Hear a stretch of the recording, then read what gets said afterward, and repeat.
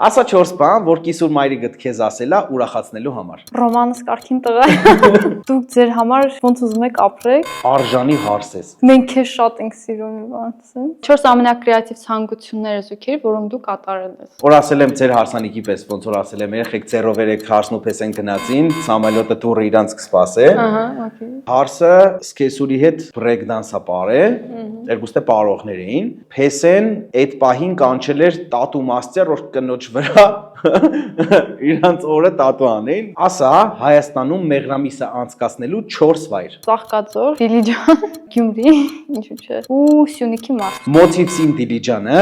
նվիրում է ձեզ 20% զեղչ, եթե 2 օրով գնաք հանգստանալու այնտեղ։ Կարող եք անպայման դիմել, գնալ, վայելել, հանգստանալ։ Բացօթյա հարսանիքներ թե փակ հարսանիքներ։ Բացօթյա։